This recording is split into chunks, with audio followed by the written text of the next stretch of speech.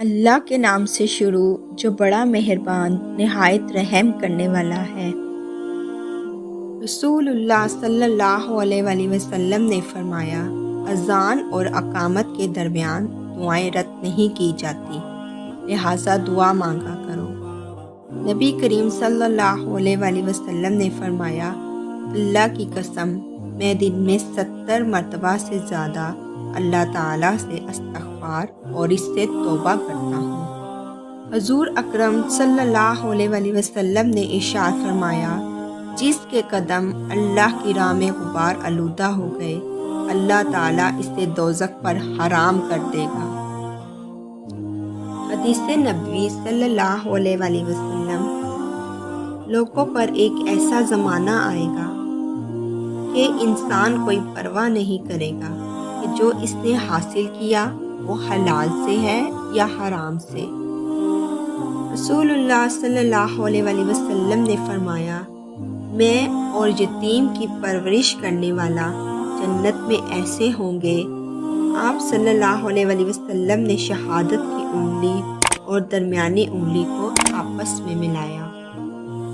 آپ صلی اللہ علیہ وآلہ وسلم نے فرمایا، جو دسترخوان پر گری ہوئی چیز اٹھا کر کھاتا ہے، اس کی اولاد حسین و جمیل پیدا ہوتی ہے اور اس سے محتاجی دور ہوتی ہے۔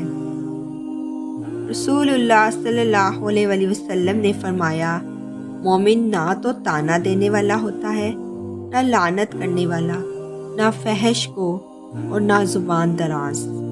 رسول اللہ صلی اللہ علیہ وآلہ وسلم نے فرمایا، کامل مومن وہ ہے جو خوش اخلاق ہو اور گھر والوں سے نرم سلوک کرنے والا ہو۔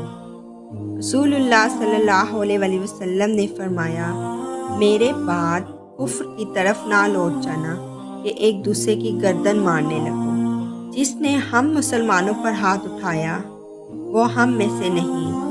مسلمان کو گالی دینا فسق گناہ ہے اور اس کو قتل کرنا کفر ہے۔ حضرت عبداللہ رضی اللہ تعالیٰ عنہ سے روایت ہے کہ نبی کریم صلی اللہ علیہ وآلہ وسلم نے ارشاد فرمایا، اسلام میں پہل کرنے والا تکبر سے بری ہے۔ رسول اللہ صلی اللہ علیہ وآلہ وسلم نے فرمایا، قیامت کے دن میرے قریب بیٹھنے والے وہ لوگ ہیں جو تم میں سے بہترین اخلاق والے ہیں۔ رسول اللہ صلی اللہ علیہ وآلہ وسلم نے ارشاد فرمایا، جو شخص قرآن اٹک اٹک کر پڑھ پاتا ہے اور اس کو پڑھنے میں مشقت ہوتی ہے، اس کے لیے دگنا اجر ہے۔ رسول اللہ صلی اللہ علیہ وآلہ وسلم نے فرمایا، قرآن پڑھو کیونکہ قیامت کے دن اپنے پڑھنے والے کا سفارشی بن کر آئے گا۔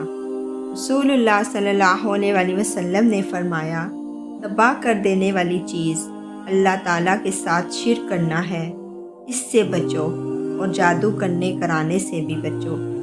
رسول اللہ صلی اللہ علیہ وآلہ وسلم نے فرمایا، تمہارے دنوں میں سب سے زیادہ فضیلت والا دن جمعے کا دن ہے، بس تم اس دن میں مجھ پر کثرت سے درود بھیجا کرو، اس لیے کہ تمہارا درود مجھ پر پیش کیا جاتا ہے۔